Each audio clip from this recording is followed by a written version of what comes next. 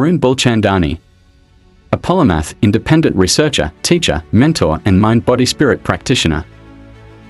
He has an academic background in anatomy and psychophysiology. He has navigated suffering, persevering through debilitating conditions.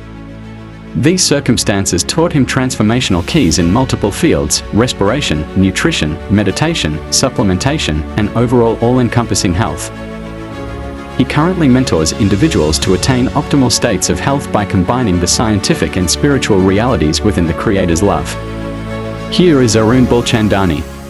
Arun, can you share a bit about your personal health journey? Yeah, a lot of suffering through autoimmune disease, skin disease, and through it all, just had to find keys to transform my physiology. And so that led me to breath, importance of how we breathe, the importance of what we eat, how we can supplement correctly to optimize regeneration, how we can move biomechanically more efficiently to induce healing and everything. So my background, about 15 plus years ago, I was studying to be a doctor, had a change of heart, went a different direction, but it all interlinked and came together. And so now, after enduring a lot of the hardships in my body, I've just been really focused on unearthing, what caused me to harmonize my mind and body, and then give those keys to other people. So for me, some of the conditions I've experienced haven't been necessarily overcome without like strong medications, right? And so I've done it a different way. For instance, I had alopecia universalis, which is no hair on your body, all the follicles, no eyebrows, no eyelashes, no body hair whatsoever. And obviously with an autoimmune condition, it's not just superficial, it's always going to affect every sphere inside. So I had to be crushed by despair, in a sense, with my health being compromised, being able to climb a mountain to not being able to walk to the mailbox just because of a complete energy depletion and fatigue from the condition. I had to, learn to love myself unconditionally versus conditionally. I think a lot of us who are suffering, we might have conditional self-love. And I think a lot of people who aren't suffering have the same thing. So when I was going through this, I had to just learn to receive myself fully, not partially. And I had to learn to try and love myself the way God loves me, And through that, I remedied a lot of the imbalances. But then I was taken into like the frontier of nutrition and different modes of being to optimize my health, and that changed everything. So yeah, I'm still on the journey, very much so, but I've discovered keys and people are benefiting as a result. What are some of the widespread misconceptions that people have about nutrition, diet, exercise, and biohacking? Yeah, the biggest one is that it's a bespoke approach. It's specialized per the individual.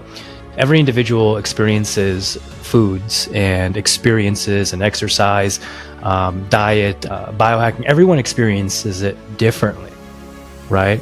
We're all very unique. Our physiology is very distinct in how it functions. There are some general rules of thumb that can definitely help people, but there's a lot of people think, oh yeah, like fasting is good. Well, for one person, it could remedy the allergenic reaction they're having to the foods they eat, and they can experience a relief of inflammation, a relief of just a relief in the gut, right? Which will impact their whole body. But the thing is that as a result, when you say, for instance, stop eating, you may lower your metabolic rate, okay? And that comes with a host of issues itself. A lower body temperature can cause bad bacterial overgrowth, which can cause issues, right? So for somebody, the fasting may be the cure for a time. And for another person, the feasting could be the cure. Somebody may need to rebuild their biological energy and metabolism through eating frequently, eating really well throughout the day to support healthy thyroid function. and therefore healthy cognitive function and their unique brilliance, right?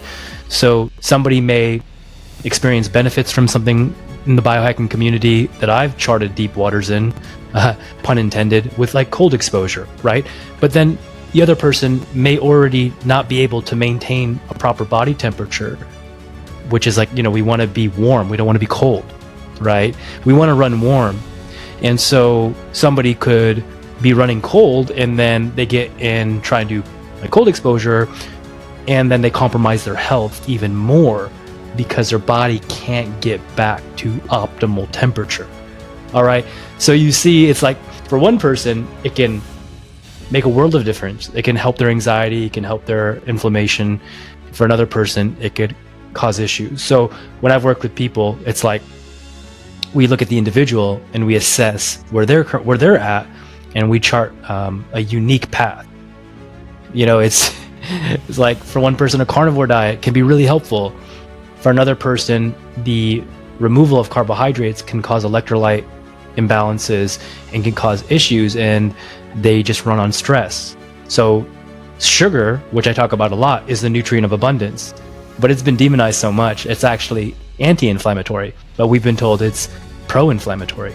See, it's just when you really start to get into the biochemistry of how all this stuff works, you see a different story, and you can then appreciate and receive every macronutrient for what it can benefit you. Is coffee good for health? Yeah, this is an interesting one. A lot of people have different takes on coffee, right? Coffee is a nutrient. It's a adaptogenic.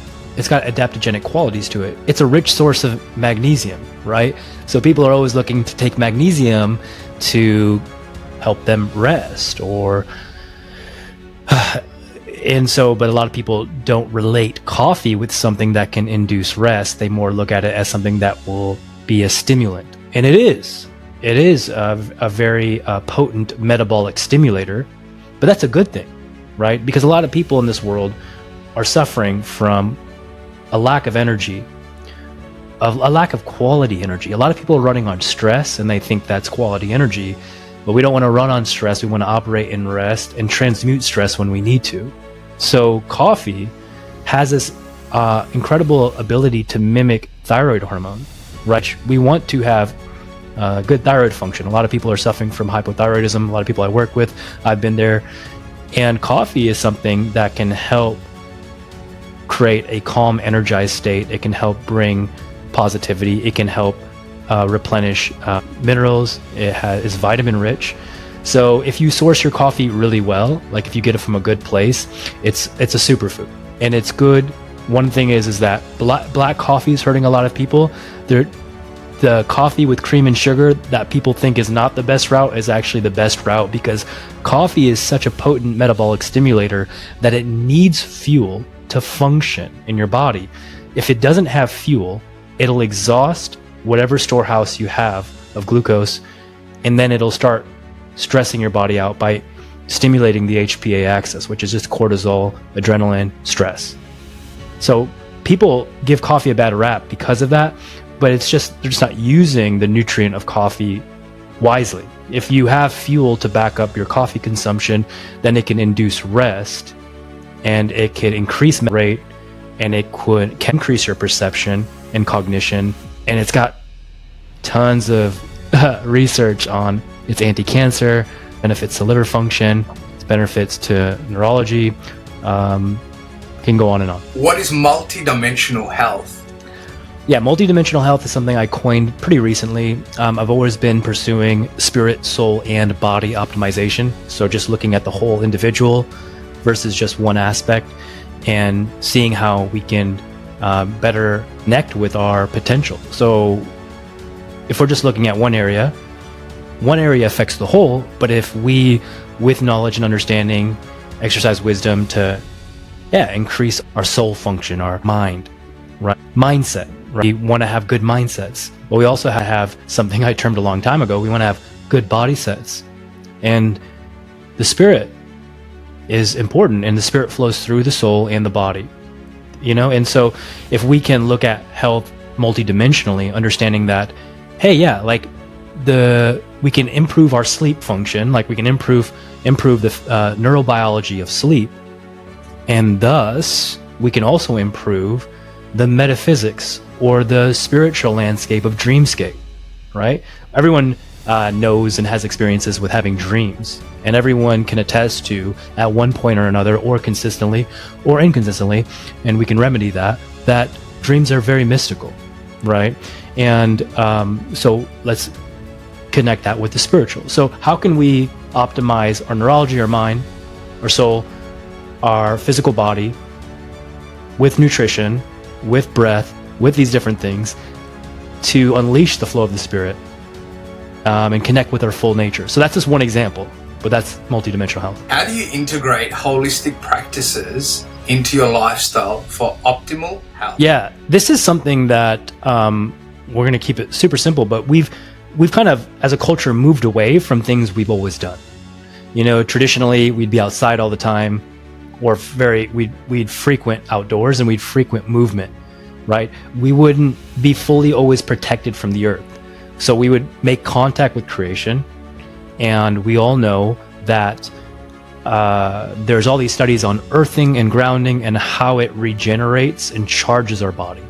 Right? It's also a way we displace inflammation, and we actually renew our youth, so to speak. We regenerate. So, like, some of the easiest things that people can do is edit a process that they're doing all the time, such as breathing, so they can change the way they breathe, and they can optimize the whole landscape of their life as a result. They can make more contact with creation, get sunlight, right, and move their bodies. That's very holistic. And if they follow that with looking at foods differently, looking at, you know, how did I eat ancestrally? But we're in a modern world, and so we can also look at modern amenities and things that we have access to, which are great. But we can look at, like, whole foods, right? Eat well, nourish our bodies. That's very simple. And the whole holistic thing is just understanding everything is connected. The way I breathe impacts my mind, it impacts my body, it impacts my spiritual life, right? The way that I eat does the same thing. Like, eating is one of the most spiritual things we can do, and we do it all the time. We can do it differently, and we can change how food functions in our body, so to speak, or how we relate to food. It's a very spiritual thing. So that's a little bit. What's your perspective on longevity and immortality? Yeah, longevity. I recently wrote on the rate of living theory. The rate of living theory is kind of the foundation for anti-aging research, and it focuses on slowing down the metabolism for lengthening your days. And I'm making a case for increasing the metabolic rate, increasing energy, and lengthening your days. So we don't just want quantity, we want quality, right? So we want quality and quantity of years, right? So we can create an atmosphere for that in our bodies. We can live long, and some of that is just getting connected back to processes that we did all the time in the past, right? And in terms of the research, there's so much research on longevity. There's so much research on even, you know, there's immortality is being studied pretty deeply. So the body is one of the most miraculous systems and beyond, and its potential to change and to go the distance I don't think we've even scratched the surface or charted the waters of that. But I think we are right now. People are talking about it. I just think we want to go about it from a place of abundance, not scarcity, a place of just love, right? I think, you know, love is one of the greatest stimulators of life. And so if we can live a life of love and we can thoroughly express ourselves, we can get in touch with holistic practices like we're talked about already, we can right there within our days quite considerably. If we can learn how to mitigate the stress of the modern world. Because the thing is that some of the modern stress is so large that it is decreasing lifespan. That's and then there's technology that can increase lifespan. So we need to figure out how to work with our biology, to work with creation. I think the template is here. It's in creation. It was put there by the creator, and there's a path to long life. There's a path to immortality, and we're just scratching the surface of it. If you could live your life over again, what is one thing that you would do differently? That's a good question. I would see resistance as an invitation to transformation versus a barrier. And I think a lot of us can attest to being in situations in our life where we experience resistance going after something, whether it be things that we're passionate about or whatever, even our health, like we're talking about. But we let that resistance block us in a sense. We didn't see it as an invitation to grow. And so, for me, I think I've been there so many times where I didn't rest into resistance and see it as a transformative agent. And when I had to go through conditions in my health, it was like forced resistance. No matter what, I had to make it. So I think just learning to see the things that are, you think are working against you, the resistance you think as working against you, as an invitation into a higher form, a deeper form of yourself. I think that's a huge one. Yeah. We end this podcast with this final question today.